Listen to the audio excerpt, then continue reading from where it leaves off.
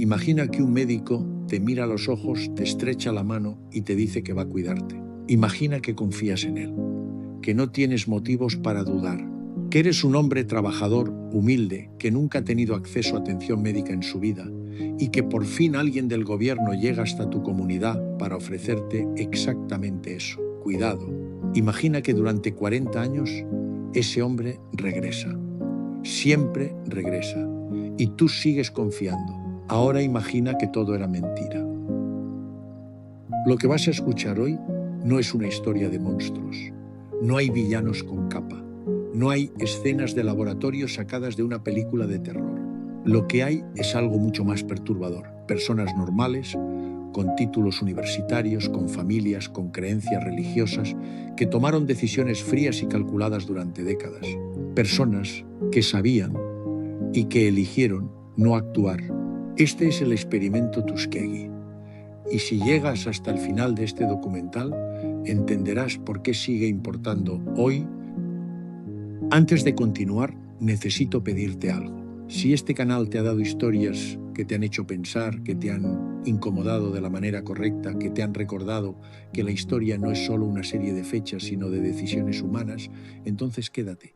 Porque lo que viene en los próximos minutos es uno de los capítulos más oscuros de la medicina moderna y merece tu atención completa. Para entender lo que ocurrió en Tuskegee, hay que entender primero dónde ocurrió y cuándo.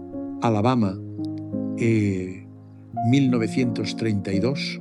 El condado de Macon, en el estado de Alabama, era uno de los lugares más pobres de los Estados Unidos. La Gran Depresión había golpeado al país entero, pero en los condados rurales del sur profundo, el golpe había sido devastador de una manera particular porque había caído sobre una población que ya vivía en los márgenes. La mayoría de los habitantes del condado de Macon eran afroamericanos, descendientes de esclavos que, 2 generaciones después de la abolición, seguían atrapados en un sistema que los mantenía deliberadamente en la pobreza. Trabajaban como aparceros, cultivando tierra que no era suya, entregando la mayor parte de su cosecha al propietario blanco, viviendo en casas sin electricidad, sin agua corriente, sin prácticamente nada que hoy consideraríamos básico. La segregación racial no era una metáfora, era una estructura legal y cotidiana. Había escuelas para blancos y escuelas para negros, hospitales para blancos y, cuando existían, hospitales para negros, iglesias separadas, bebederos separados, cementerios separados. Un hombre afroamericano en el condado de Macon en 1932 no tenía acceso real a un médico. Si enfermaba, confiaba en remedios caseros, en la comunidad, en la iglesia. La medicina era un privilegio que pertenecía a otro mundo, a otro color de piel. Y en ese contexto específico, en ese cruce preciso de pobreza, de raza y de abandono institucional, alguien tuvo una idea. El Servicio de Salud Pública de los Estados Unidos, una agencia del gobierno federal, había detectado que la sífilis era extraordinariamente prevalente entre la población afroamericana del sur. Esto no era casualidad. Era el resultado directo de décadas de falta de acceso a atención médica. Pero los investigadores de la época lo interpretaron de otra manera, o al menos lo usaron de otra manera. Querían estudiar la sífilis. Querían entender cómo progresaba la enfermedad cuando no se trataba, y habían decidido que el condado de Macon era el lugar perfecto para hacerlo. Reclutaron a un médico afroamericano llamado Eugene Herrick. Buscaron la colaboración del Instituto Tuskegee, una universidad históricamente negra que en ese momento era un símbolo de orgullo y progreso para la comunidad afroamericana. Y comenzaron a diseñar lo que llamaron el estudio Tuskegee sobre la sífilis en el negro no tratado. El nombre lo decía todo, pero nadie se lo dijo a los participantes. Hay un momento en la historia de este experimento que me parece particularmente importante detenerse a imaginar. Es 1932. Un hombre llamado Caleb Ward o Willie Johnson o cualquiera de los 600 hombres que terminarían formando parte de este estudio recibe una noticia. Alguien del gobierno, alguien con bata blanca, alguien que ha venido hasta su pequeña comunidad rural, le dice que tiene una enfermedad en la sangre, que el gobierno quiere ayudarle, que van a darle tratamiento. Ese hombre probablemente nunca había visto un médico en su vida. Ese hombre probablemente llevaba años trabajando de sol a sol sin que nadie del gobierno se hubiera preocupado por su existencia. Y de repente ahí estaba alguien diciéndole: te vemos, te cuidamos, firma aquí. Pero lo que ese hombre no sabía era que no iban a tratarlo, que el objetivo del estudio era precisamente no tratarlo, observarlo, documentar cómo la sífilis avanzaba en su cuerpo sin intervención médica, registrar el deterioro, esperar a que muriera para hacerle la autopsia y publicar los resultados en revistas científicas. 400 de los 600 hombres tenían sífilis. Los otros 200 formaban el grupo de control. Ninguno sabía exactamente lo que estaba pasando. A los hombres con sífilis se les dijo que tenían mala sangre, una expresión local que se usaba para describir una variedad de condiciones. Nunca se pronunció la palabra sífilis delante de ellos. Nunca se les explicó el diagnóstico real. Y nunca, en ningún momento, se les ofreció un tratamiento verdadero.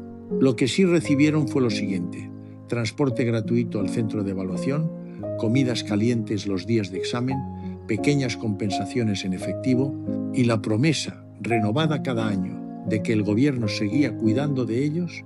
Para hombres que vivían en la pobreza más extrema, esos beneficios eran significativos, y esa es precisamente la razón por la que resulta tan difícil hablar de este experimento sin caer en una incomodidad que no desaparece con facilidad. Porque la pregunta que surge inevitablemente es esta: ¿consentimiento informado? No existía ese concepto de la manera en que lo entendemos hoy.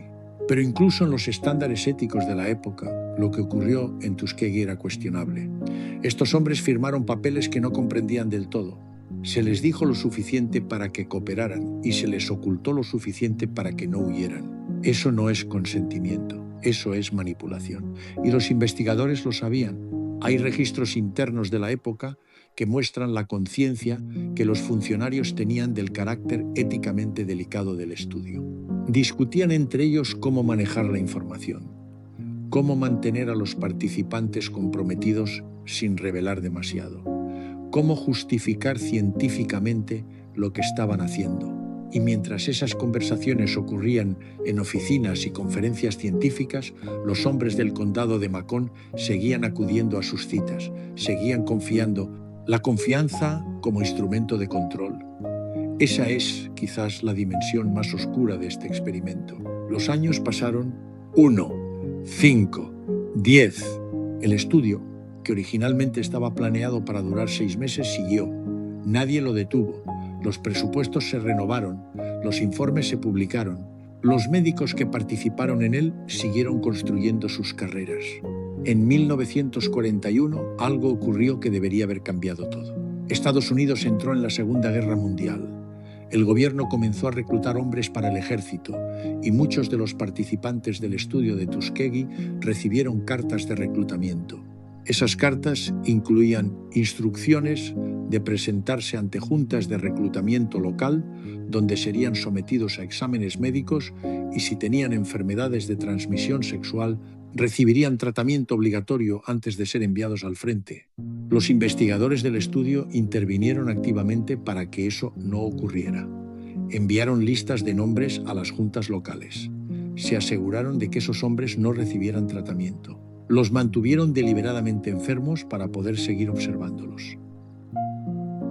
Necesito que eso se asiente un momento. El gobierno de los Estados Unidos estaba, por un lado, reclutando a esos mismos hombres para defender al país, y por otro lado, enviando instrucciones específicas para que no recibieran el tratamiento al que tenían derecho. No fue un descuido, no fue una omisión burocrática, fue una decisión activa, tomada por personas con nombres y apellidos, personas que esa misma noche regresaron a sus casas, cenaron con sus familias y durmieron. Para mediados de la década de 1940, algo había cambiado en el mundo de la medicina que hacía que la situación en Tuskegee se volviera aún más imposible de justificar.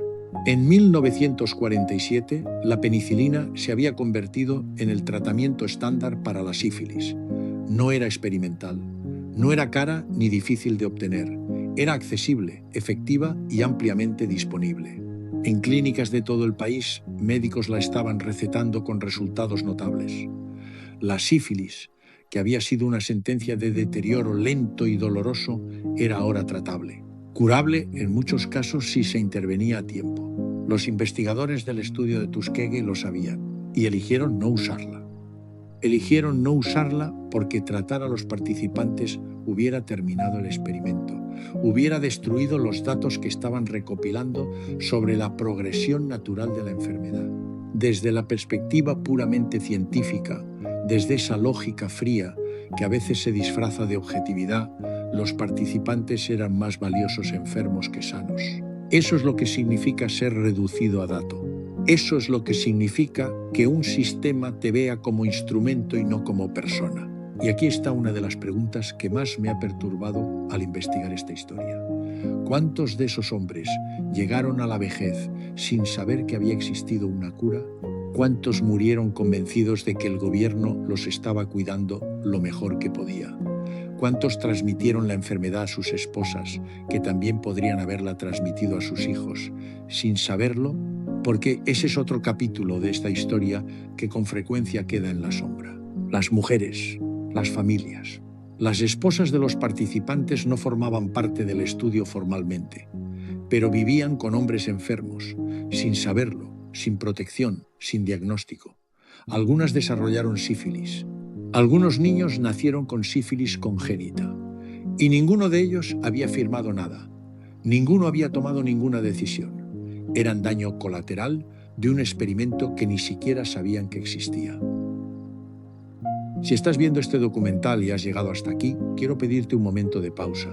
No porque lo que viene sea más duro, sino porque creo que estas historias merecen ser recibidas con atención real, no como entretenimiento, como memoria. Si este canal te aporta esa clase de perspectiva, la forma más sencilla de apoyar que sigamos haciéndolo es suscribirte, si aún no lo has hecho, y compartir este documental con alguien que creas que necesita conocer esta historia. Seguimos. Durante los años 50 y 60, el mundo cambió de maneras que hacen aún más inexplicable el silencio alrededor de Tuskegee. El movimiento por los derechos civiles estaba transformando el país. Martin Luther King Jr. estaba marchando. Las leyes de segregación estaban siendo desafiadas en los tribunales y en las calles.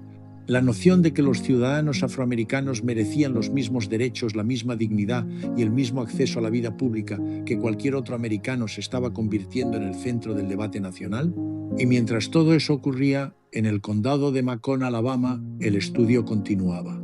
Los mismos hombres, las mismas visitas anuales, las mismas comidas calientes, los mismos apretones de manos, el mismo engaño. Para entonces algunos de los participantes originales habían muerto. Habían sido autopsiados tal como el protocolo preveía. Sus datos habían sido incorporados a informes que se publicaban en revistas médicas respetadas. Nadie en el mundo académico había levantado la voz con suficiente fuerza para detener lo que estaba pasando. Hubo excepciones, hubo voces, pero fueron marginadas, ignoradas o simplemente no encontraron el eco suficiente para provocar una respuesta. ¿Cómo es posible que algo así dure 40 años? Es la pregunta que parece más sencilla y que en realidad es la más difícil. La respuesta tiene varias capas. La primera es institucional. Cuando un experimento está respaldado por el gobierno, cuando tiene presupuesto, cuando genera publicaciones académicas, cuando forma parte de la estructura normal del sistema, existe una inercia enorme. Detenerlo requiere que alguien asuma el costo personal y profesional de cuestionar a sus superiores, de desafiar a una institución, de convertirse en el problema. La segunda capa es la del racismo sistémico. Los participantes eran hombres negros pobres en el sur de Estados Unidos. Sus vidas tenían menos peso en el sistema de valores dominante. Sus cuerpos habían sido históricamente tratados como recursos, no como fines en sí mismos. Esa lógica no desapareció con la abolición de la esclavitud. Se transformó, se institucionalizó, se disfrazó de ciencia. La tercera capa es la más incómoda de todas, porque no tiene que ver con maldad, sino con normalidad. Las personas que participaron en este estudio, los médicos, los administradores, los funcionarios, vivían sus vidas de manera ordinaria. Iban a conferencias, publicaban papers, enseñaban en universidades y al mismo tiempo sostenían un sistema de engaño sistemático contra personas vulnerables sin que eso pareciera incompatible con su identidad moral.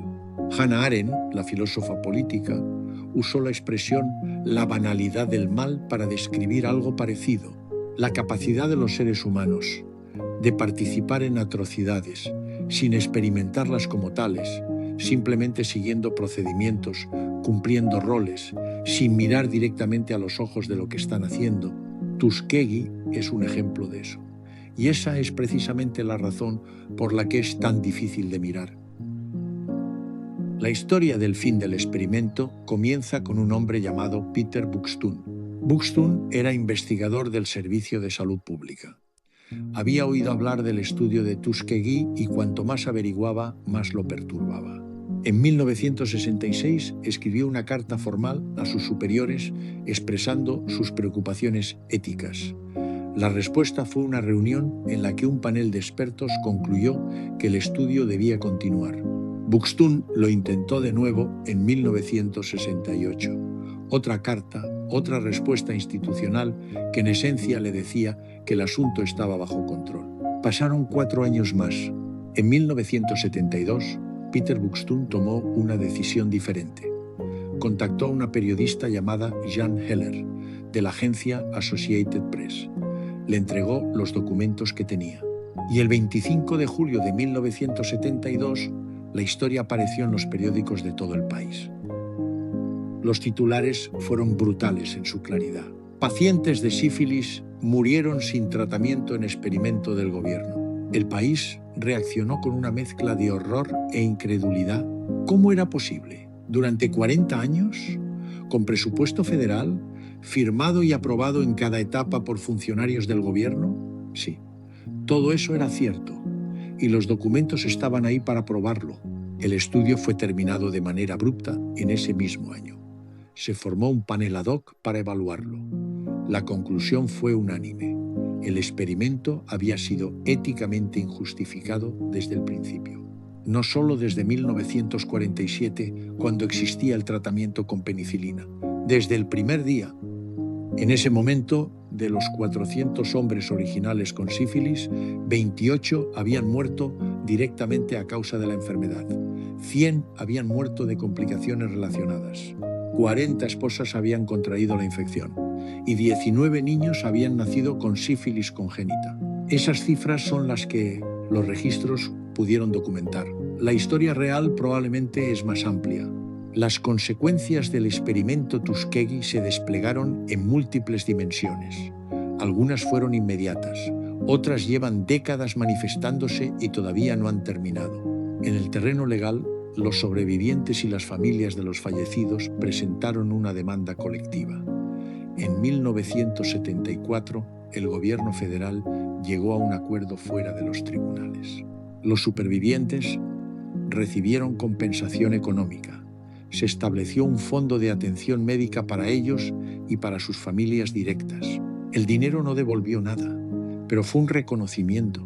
En el terreno legislativo, el escándalo de Tuskegee fue uno de los catalizadores directos de la aprobación de la Ley Nacional de Investigación en 1974, que estableció los principios éticos que hoy rigen la investigación con seres humanos en Estados Unidos. El consentimiento informado real, la revisión independiente de los protocolos, la protección de las poblaciones vulnerables. En el terreno político fue necesario esperar hasta 1997 para que un presidente de los Estados Unidos reconociera formalmente lo ocurrido. Bill Clinton convocó a los supervivientes del estudio a la Casa Blanca. Hubo cámaras, hubo un discurso. Clinton dijo las palabras que nadie había dicho de manera oficial. Lo que el gobierno de los Estados Unidos hizo estuvo mal, profundamente, fundamentalmente, moralmente incorrecto. 8 supervivientes aún vivían en ese momento. Algunos de ellos escucharon ese discurso con sus propios oídos. Pero quizás la consecuencia más larga, más profunda y más difícil de cuantificar es otra. Hay estudios que han documentado lo siguiente. La desconfianza hacia el sistema médico entre la población afroamericana en Estados Unidos es significativamente más alta que en la población blanca. Esta desconfianza tiene consecuencias reales y medibles en términos de salud pública. Retraso en la búsqueda de atención médica, menor participación en programas de prevención, mayor mortalidad por enfermedades que son tratables cuando se detectan a tiempo.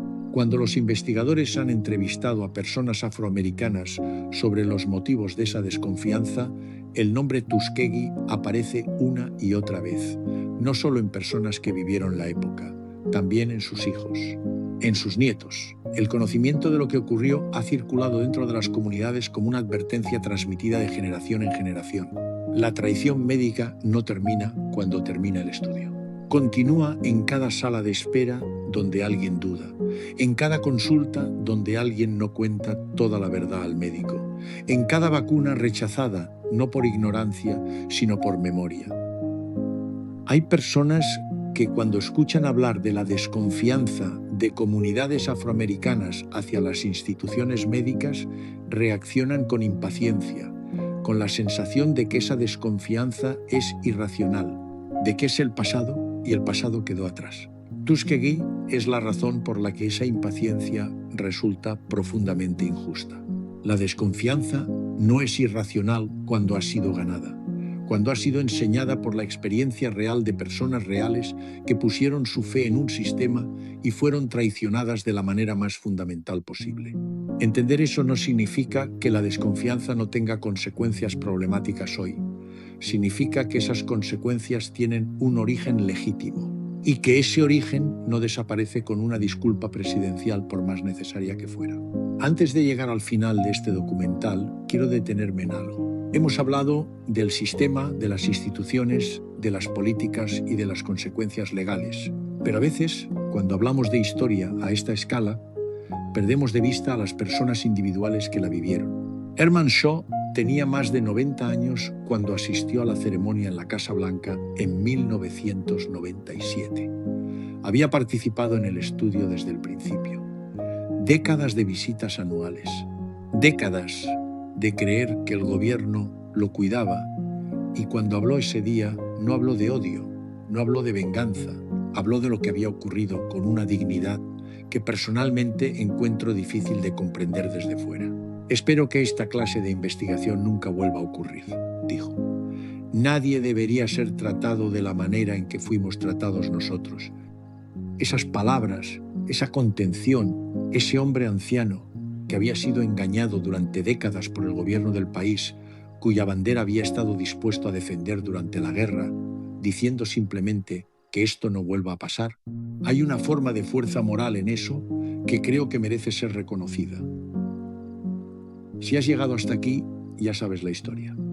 Pero déjame terminar con una reflexión que me parece importante. El experimento Tuskegee no fue obra de una conspiración de sombras. Fue algo mucho más perturbador.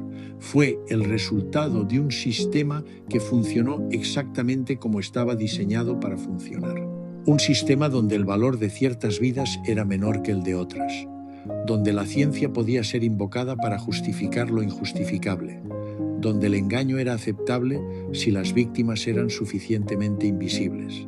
La pregunta que ese sistema nos hace hoy no es ¿cómo fue posible entonces? La pregunta es ¿qué condiciones de hoy estamos normalizando sin verlas? ¿Qué grupos son hoy suficientemente invisibles para que su daño sea gestionable? ¿Qué lógicas institucionales estamos aceptando sin cuestionarlas porque forman parte de los procedimientos normales? No tengo respuestas definitivas, pero creo que son las preguntas correctas y creo que hacerlas es la única manera honesta de terminar este documental. Si este tipo de historia te mueve a querer entender más, en este canal encontrarás un documental sobre el escándalo de los ensayos clínicos en África durante los años 90, otro capítulo oscuro en el que el poder decidió que ciertas vidas valían menos que otras. Te lo recomiendo como continuación natural de lo que acabas de ver. Este documental está dedicado a los 399 hombres del condado de Macon que confiaron y fueron traicionados a sus esposas, a sus hijos, a los que murieron sin saber la verdad y a los que vivieron lo suficiente para escuchar por fin dos palabras que llevaban 40 años esperando. ¿Lo sentimos? Gracias por quedarte hasta el final. Estas historias merecen testigos y tú hoy lo has sido.